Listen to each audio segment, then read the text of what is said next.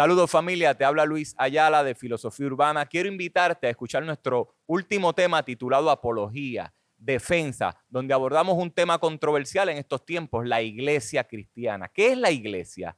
¿Cuál es la aportación que la iglesia ha hecho a la sociedad? Vamos a estar analizando un poco sobre este tema con el pastor Justin Colón Arroyo. El pastor Justin Colón se graduó de la Universidad de Puerto Rico de Ciencias Políticas, tiene un bachillerato. Luego estudió una maestría en divinidades en el Seminario Evangélico de Puerto Rico y vamos a estar analizando un poco sobre lo que está pasando con la iglesia en Puerto Rico y en el mundo. Así que bienvenido, pastor, qué bueno que estás aquí. Gracias, Luis, gracias. Para mí es un placer estar compartiendo.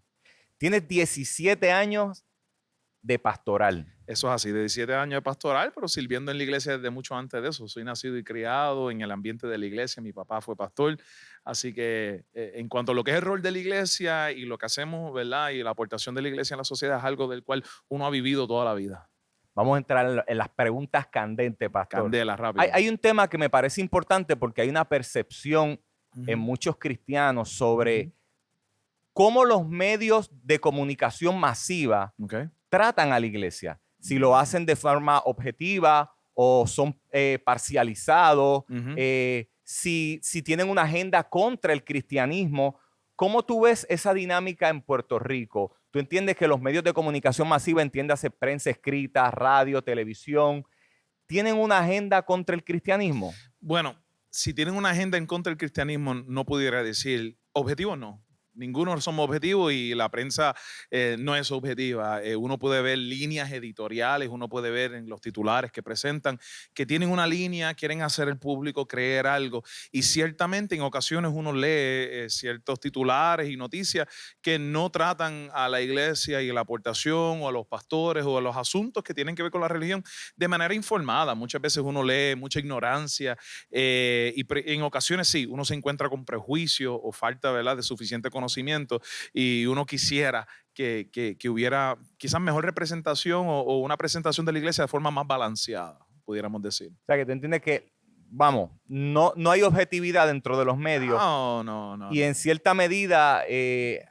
todos tienen su línea y lo mejor es que sean honestos. Uno quisiera que sean honestos y que no traten de vender que son objetivos, que son imparciales. La realidad es que todos van a tener una línea editorial y tienen que ser honestos con eso y el público debe saber eso a la hora de leer y uno como público debe poder consumir de distintas perspectivas, de distintas ideologías para poder ver y comparar y recibir la mayor información posible para entonces uno poder formar una opinión mucho más fundamentada en la realidad.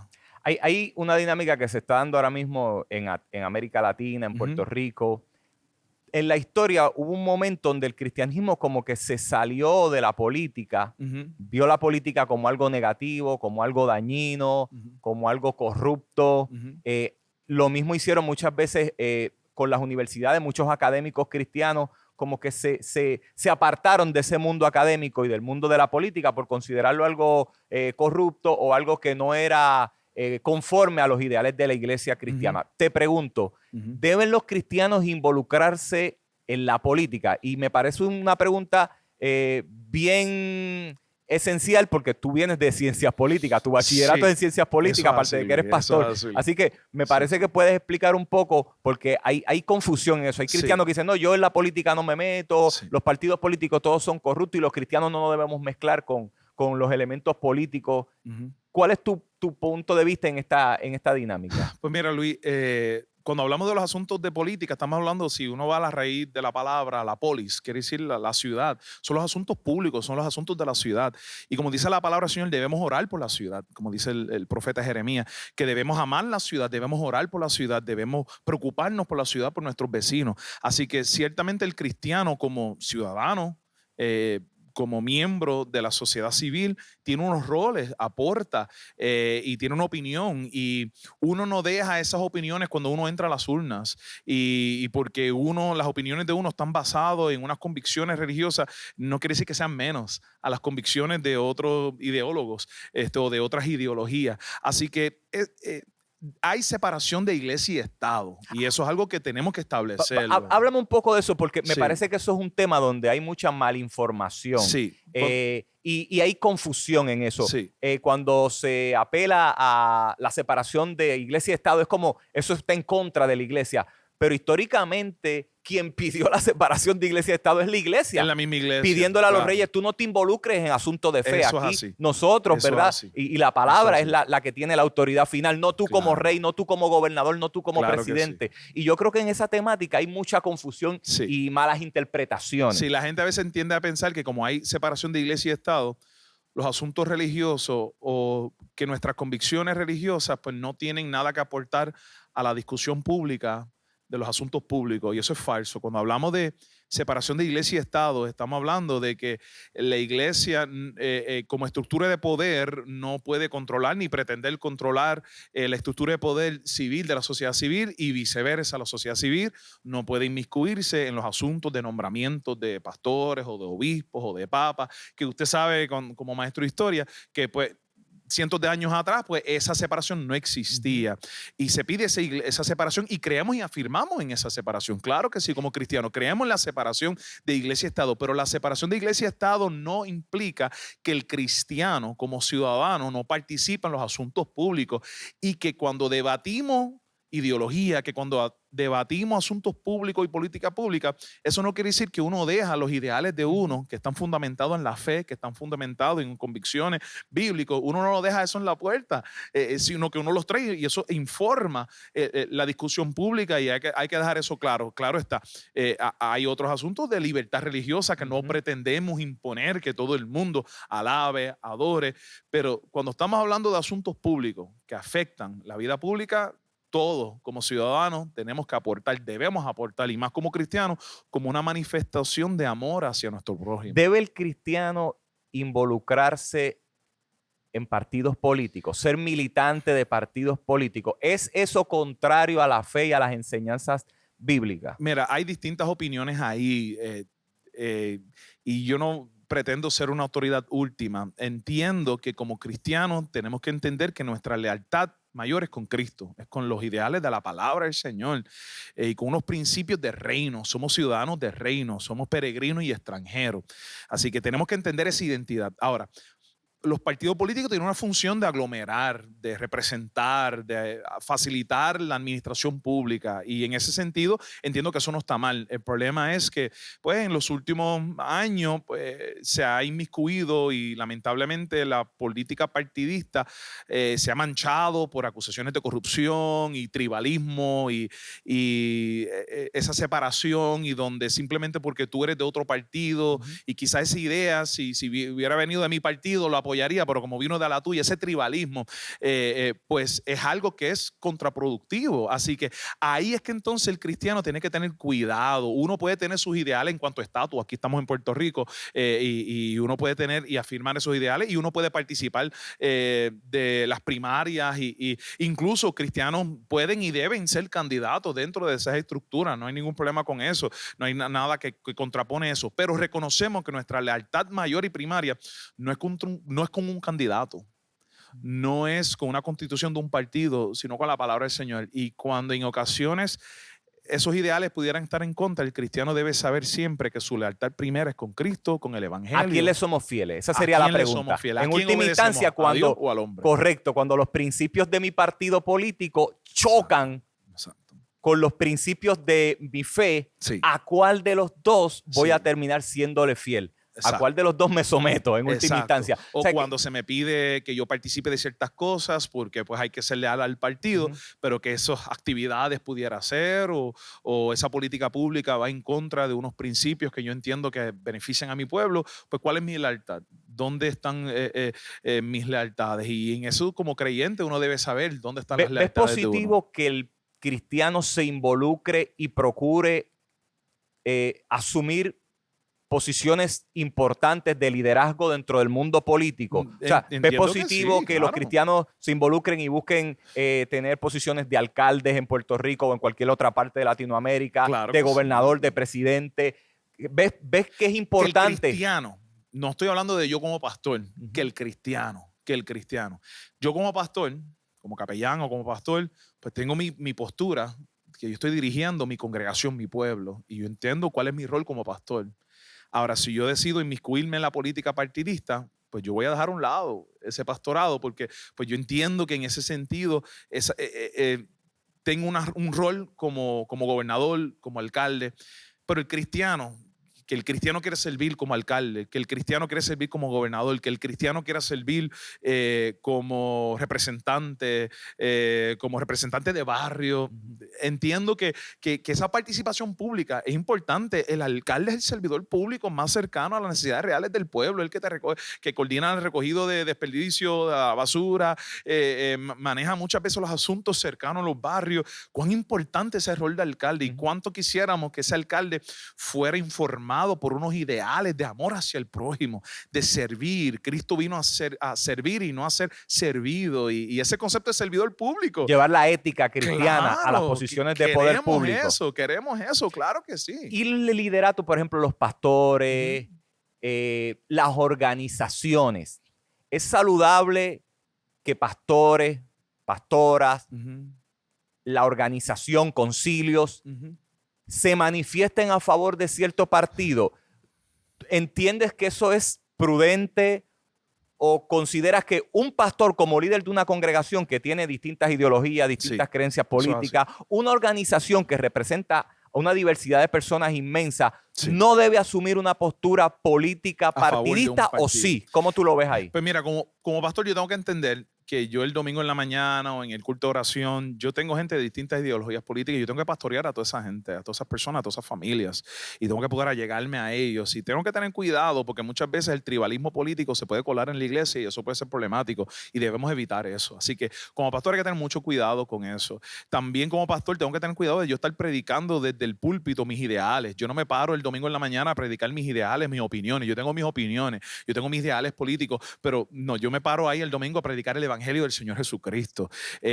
Así que eso hay que tener mucho cuidado. Recuerdo un profesor del seminario que hablaba de que la relación de la iglesia y el Estado tiene que ser una relación de tensión, que la iglesia denuncia, que la iglesia señala. Una voz profética. Claro, una voz profética. Y cuando hablamos de voz profética es que denuncia, señala cuando el poder político no está siendo usado a favor del pueblo y debe tener esa capacidad de levantarse.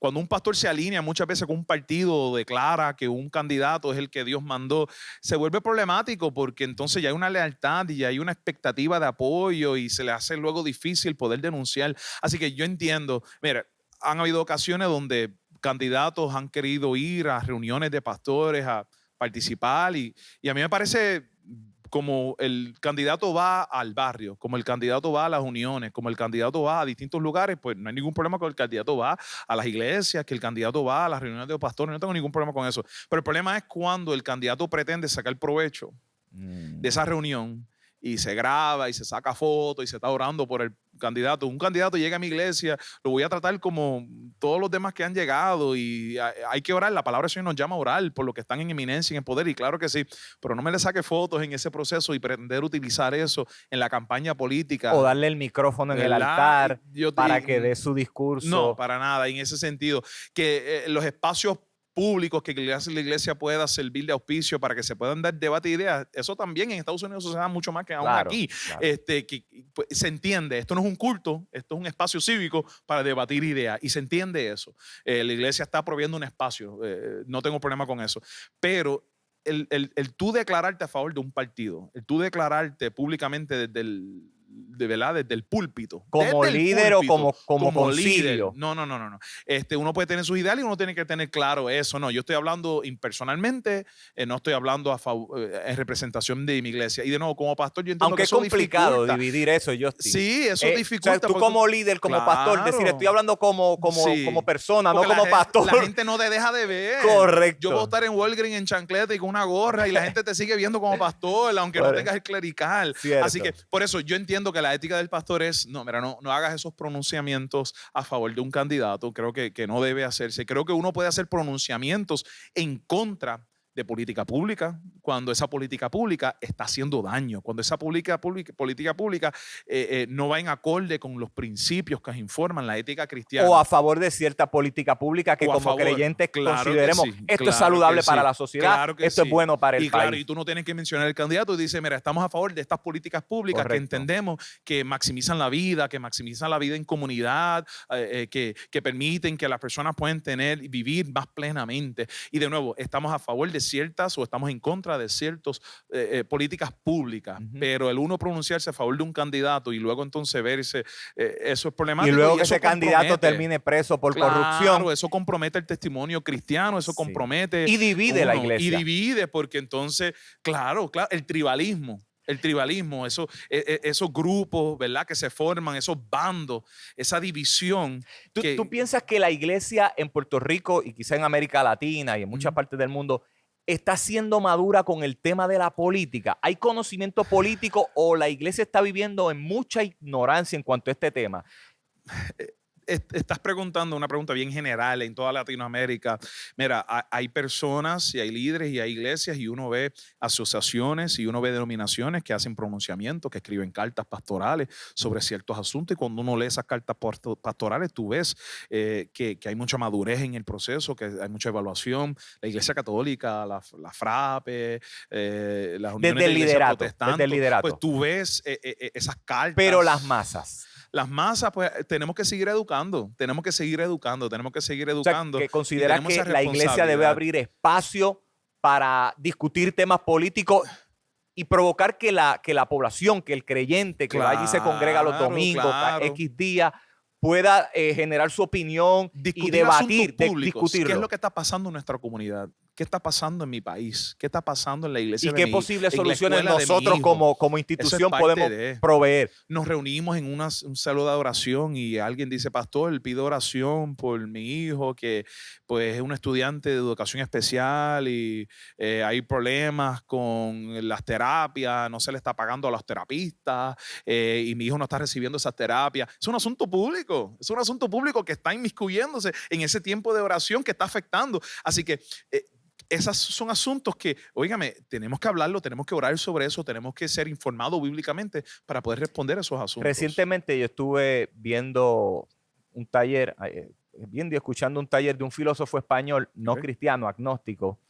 y él dentro de su ponencia establecía que la iglesia cristiana ha sido este grupo, este ente que le ha puesto raya al Estado, que ha sido una voz que ha confrontado históricamente cuando el Estado, cuando el poder ha querido irse más allá de sus límites. ¿Por qué? Bueno, porque él plantea, porque la iglesia tiene claro que por encima de ti, gobernador, por encima de ti, rey, por encima de ti, presidente, está Dios. O sea, tú no eres la última palabra. Por lo tanto, siempre el liderato político ha visto la iglesia con una mirada sospechosa, claro. Porque esa tensión, lo que hablaba de la relación, hay una tensión entre la iglesia y el Estado. Y eso es bien importante. ¿Consideras tú que la iglesia cristiana en Puerto Rico está generando esa tensión? ¿Está haciendo esa voz profética que dijiste ahorita? ¿Está haciendo esa voz de alerta que confronta, que señala lo que está mal, que propone alternativas para las situaciones sociales que estamos viviendo? ¿O consideras tú que la iglesia cristiana hoy día ha ido acomodándose? Hace un tiempo una universidad aquí en Puerto Rico hizo un estudio y la pregunta que le hacían a las personas era, ¿consideras que la iglesia cristiana está siendo pertinente para las realidades sociales de hoy? Y muchas personas, más del 75%, respondieron que no.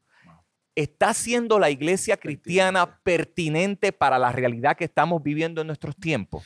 Mira, cuando tú ves la participación política, cuando tú ves los llamados a las marchas, un gran por ciento de la población en Puerto Rico se declara como cristiano. Uno podría decir que, no sé, más de un 90% se va a declarar lo católico o evangélico, ¿verdad? Un gran número. Así que la iglesia está envuelto en estos asuntos, lo quieran o no, es una realidad. La iglesia está envuelta en asuntos. Hemos visto partidos políticos siendo fundados hoy día en Puerto Rico por personas que han sido pastores, que han sido líderes de denominaciones. Eso, hemos visto ese diálogo público de asuntos. Así que hay esa participación. Que el mundo le guste lo que la iglesia tenga que decir es otra cosa. Que la sociedad en general le guste lo que la iglesia tenga que decir es otra cosa. Que si los líderes siempre se han pronunciado de manera, ¿verdad?, sosegada y informada, mira, no siempre, no siempre. Por eso hay que tener mucho cuidado, tenemos que reconocer nuestras áreas de expertise, tenemos que saber invitar personas que quizás conocen más de los temas, tenemos que educarnos, tenemos que participar de diálogos, tenemos que tener en nuestras iglesias esos espacios de diálogo para poder compartir cuáles son los problemas que están afectando. No encerrarnos en una burbuja. Claro, no es un gueto cristiano donde nos encerramos aquí a esperar que Cristo venga. Tenemos que amar nuestra comunidad, queremos que Cristo viene, pero el hecho de que Cristo regrese por su iglesia, eso no quiere decir que uno no ame su comunidad, es una manifestación de amor hacia el prójimo. Yo tengo que amar a mi vecino lo suficiente para preocuparme por lo que lo está afectando. El precio de la luz, ¿verdad?, la corrupción, los servicios de educación especial en nuestras escuelas públicas, la seguridad de nuestro país, todo eso afecta. A mi vecino, todo eso afecta. La gente muchas veces llegar a un culto por la noche en un lugar urbano, las personas piensan 2 veces salir de su casa. Me van a parar cuando yo salga del culto a las 9:30 de la noche en una luz. Me van a hacer un carjacking. Hay miedo, hay temor. El precio de la luz, el precio de los asuntos de comestible, el costo de la canasta básica, la inflación, todos esos son temas que nos afectan a las familias. Si las personas llegan el domingo en la mañana cargado porque hice compra ayer y se me fue tanto y la gasolina está tanto y la luz está tanto y cómo yo voy a poder pagar la educación de mi hijo, porque lamentablemente pues muchas familias entienden que la educación pública no es la mejor opción y se ven obligados a recurrir a la educación privada y el costo de vida, todo eso pone estrés a los matrimonios, a las familias, a la vida de la niñez. Los padres tienen que tener a veces 2 y 3 trabajos. ¿Y quién está velando a ese muchacho mientras el papá o la mamá está en el segundo o tercer trabajo? Y el efecto familiar. Todo eso afecta al estrés de la familia. Y eso como pastores, liderato, como comunidad, todo eso nos afecta. Así que tenemos que estar informados y tenemos que atender esas realidades. Pastor Justin, ¿qué es la iglesia? Porque yo creo que hablamos de iglesia, y es un concepto muy maltratado. Sí. Y me atrevería a decir mal comprendido. Creo que hay muchas personas que asocian iglesia a una estructura. Sí, es un edificio. Vamos a la iglesia. ¿Qué es la iglesia? Mira, yo voy a recurrir al credo apostólico. Creo en la Santa Iglesia Universal, la comunión de los santos. El credo apostólico dice que creo en la Santa Iglesia Católica. La palabra católica en ese sentido lo que quiere decir es en la iglesia entera. Universal, ¿verdad? No la católica romana, ¿verdad?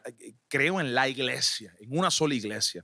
Y cuando el credo apostólico afirma creo en la iglesia, dice creo en la Santa Iglesia Universal, la comunión de los santos. Te lo define ahí mismo. La iglesia es la comunión de los santos. Son esos 2 o 3 reunidos en mi nombre, como dijo el Señor Jesucristo, que están reunidos para adorar, que están reunidos para aprender de la enseñanza de los apóstoles, que están reunidos para servir al prójimo. O sea, que la iglesia son los seres humanos que conforman ese cuerpo. No una estructura, no es un concilio, no es un edificio.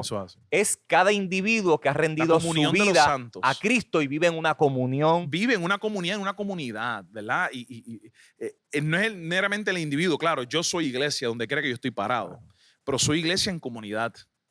Soy iglesia en comunidad. Jesucristo los mandó de 2 en 2. Y Jesucristo dijo, donde quiera que haya 2 o más reunidos en mi nombre, allí yo estoy. Yo tengo comunión con Dios en mi casa. Yo tengo comunión con Dios y leo la palabra del Señor y oro y adoro y experimento la presencia del Señor donde quiera que yo esté, en el carro, en el trabajo, en la hora del almuerzo.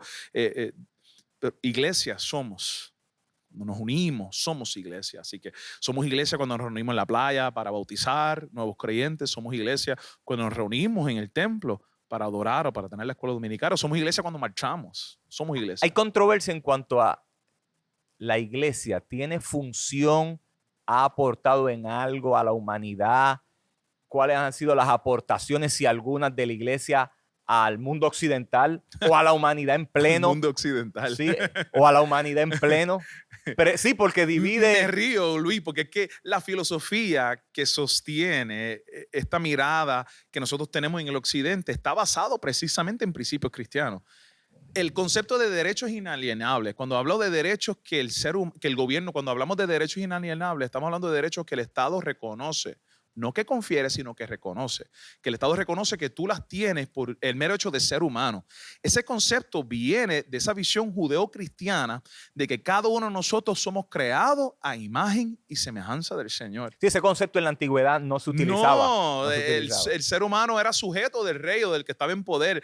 Cuando pasamos de ser sujetos, subjects, a ser ciudadanos, es porque entendemos que el político, el que está en cargo del poder, está al servicio del pueblo. Y precisamente eso bebe de esa ética de servicio que Cristo estableció, que Cristo no vino a ser servido, sino a servir y a dar su vida. Así que ese concepto de servidor público también viene de esa base judeo-cristiana. Así que cuando hablamos de derechos, cuando hablamos de derechos inalienables, de derechos humanos, cuando hablamos de la santidad de la vida, que creemos en la igualdad entre el hombre y la mujer, que creemos en la igualdad entre las razas, que creemos en que no se debe discriminar, todo eso viene del concepto que fuimos creados a imagen y semejanza del Señor. ¿Tú votas ese concepto judeo-cristiano? ¿Cuál es la base? No hay una base para No sostener una base esa para idea. sostener eso. Así que cuando hablamos de Occidente, la aportación, lo que sostiene la sociedad civil, de que hay un contrato social, y ese contrato social es que todos somos ciudadanos y que todos somos iguales ante la ley, y que el gobierno está al servicio del pueblo, y que el ser humano tiene unos derechos que no se le pueden robar ni quitar por el mero hecho de ser ser humano.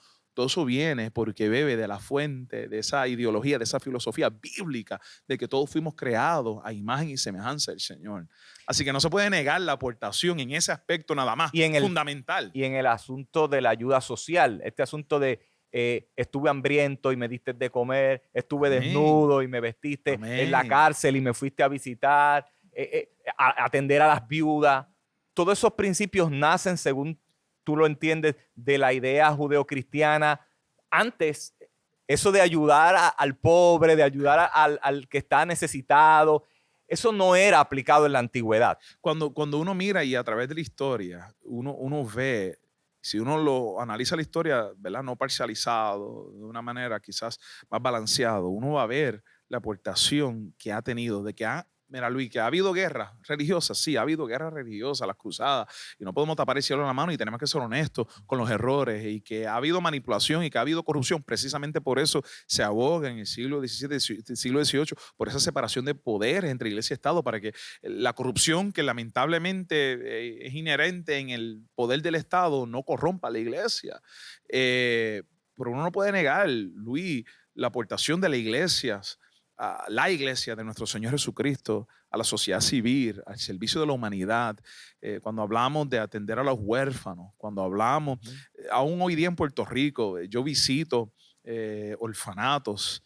La cantidad de orfanatos que tienen nombre, que están relacionados a conceptos bíblicos, cristianos, la cantidad de hogares de mujeres para mujeres maltratadas, que son fundados con esos principios de amor hacia esa mujer, para que ella pueda encontrar un espacio seguro de protección.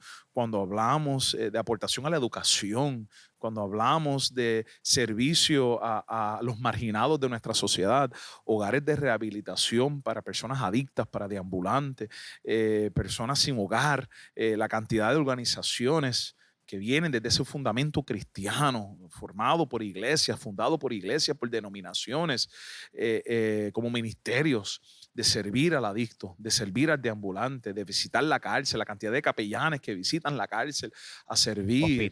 Hospitales. ¿Tú consideras que se minimiza la obra de la iglesia en Puerto Rico? Que se busca silenciar, marginar, que hay algunos invisibilizar que la sí. labor social. No podemos negar que hay algunos en ciertas posiciones de poder que están buscando minimizar, que están buscando enfatizar, lamentablemente, pues quizás situaciones negativas y quieren ignorar y pretenden ignorar eso. Sí, que hay voces dentro de estructuras de poder o en los medios de comunicación que tienen ese prejuicio, sí, eso está evidente, pero uno no puede tapar el cielo con la mano, y uno no puede tapar, si uno mira de manera imparcial, la aportación de la iglesia en la sociedad civil tiene un valor. La cantidad de organizaciones sin fines de lucro, lo que llamamos el gran tercer sector, es algo con el cual desde mi juventud, desde mis años universitarios, siempre he estado envuelto en organizaciones sin fines de lucro, el tercer sector, y la gran cantidad de organizaciones sin fines de lucro que están proveyendo servicios, que no están cobrando por esos servicios, óigame, que beben de esa fe, de base de fe, que no están meramente para lucrarse. problematizar, que no están meramente para evangelizar, sino que están para servir, para servir. Y lo hacen bien. Si la iglesia No se cristiana puede. no estuviese en Puerto Rico, ¿estuviésemos mejor o peor? Mucho peor, Luis. Mucho peor, mucho peor. De nuevo, como ya lo he mencionado, orfanatos, hogares de protección para mujeres que sufren violencia, hogares de rehabilitación, hogares y refugio para personas sin hogar. Muchos centros educativos. La Universidad Interamericana surge. Escuelas. Escuelas, claro que sí. correcto. Tú sabes, óigame, no, se provee un servicio. Y más allá de eso, reunirnos como comunidad, dar propósito, el dar propósito. Cada vez más estoy viendo cómo la sociedad norteamericana, en Estados Unidos especialmente, se están cuestionando por qué yo estoy aquí, cuál es el propósito. Y a nivel secular, más allá fuera de la religión, es difícil tú encontrar una respuesta a eso. Y cada vez más estoy viendo cómo hay ideólogos seculares que están entendiendo falta algo. Hemos querido privatizar la religión de tal manera que a la religión algo privado no lo inmiscuye en la discusión pública, y se han percatado y se están percatando de que hay un vacío. ¿Cuál es mi sentido? ¿Por qué yo estoy aquí? ¿Cuál es mi propósito? Y esas son preguntas existenciales que todos tenemos que responder.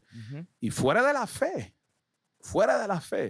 es bien difícil tú encontrar respuesta a eso. Retrógrado, iglesia, fundamentalista, eres una persona intolerante. Pregunta que te hago, Justin, este tema me parece importante porque estamos viviendo un tiempo mediático, las redes sociales, prácticamente. Todos tenemos fundamento, Luis. Todos somos fundamentalistas en algo. Sí, Luis. sí, definitivo. Eso es lo que hay que decir. Por eso fundamentalista, ¿cuál es el fundamento tuyo? ¿Cuál es el fundamento ahí mío? es que voy. Tenemos me que ser parece que honestos. dentro de las redes sociales, ahí es que se están formando ahora mismo los debates intensos, se utiliza mucho conceptos tratando de manchar o de interpretar como algo negativo, de poner epítetos a ciertos grupos. De menoscabar, para menospreciar y hacerlos ver como un grupo que no tiene ningún sentido. Que no tiene aportación correcto. a los tiempos modernos.